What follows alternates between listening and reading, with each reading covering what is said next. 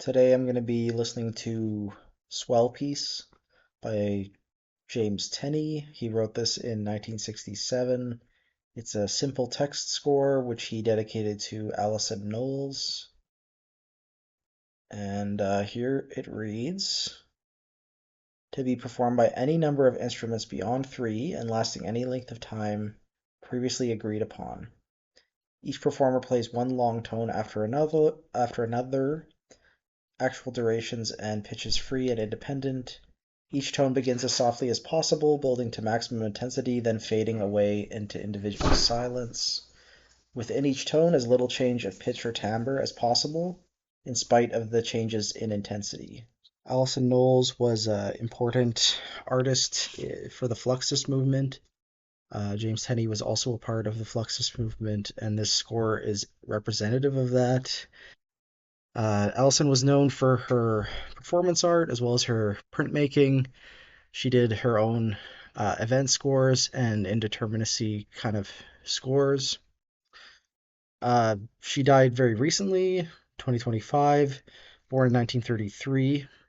Maybe I could find one representative work here. So, event scores were invented by George Brecht. Good to know. But influenced by John Cage, obviously. And Allison was not the only composer to do this, nor was James Tenney. Obviously, Brecht did it as well, and Yoko Ono is very famous for doing them. I'm sure you could consider many of Pauline Oliveiros' scores to be kind of event scores. So, for example, she has a piece called The Identical Lunch from 1969, which reads, a tuna fish sandwich on wheat toast with lettuce and butter, no mayo, and a cup of soup or a glass of buttermilk. It's reflective of her daily lunch routine.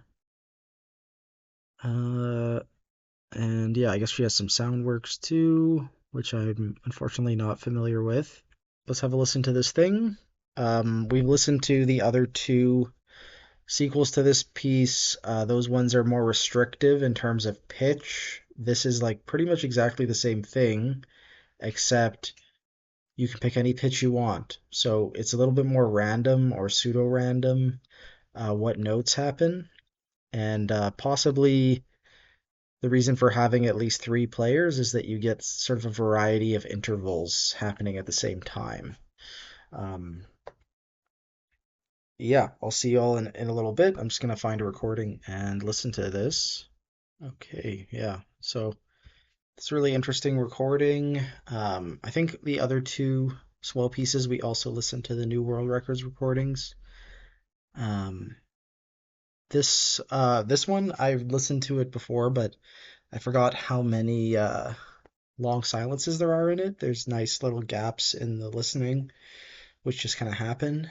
And you don't hear every combination of instruments until well into the piece, so I think they do a pretty good job of pacing it.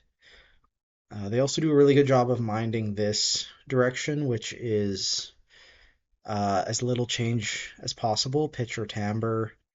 Um, so they really get that effect, which I think Tenney is going for, where the sounds are almost electronic sounding or synthesized.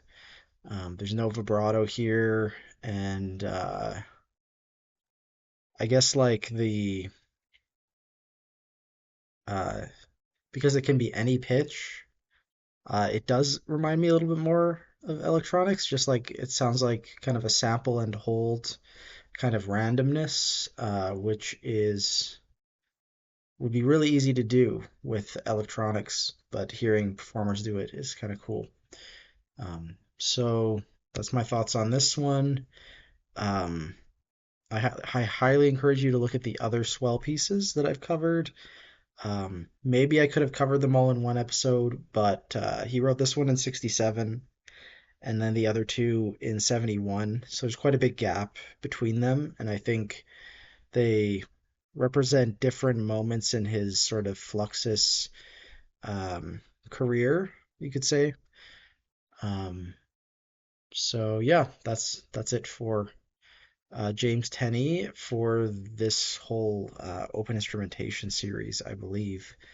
And tomorrow we're looking at another Christian Wolf piece, I think.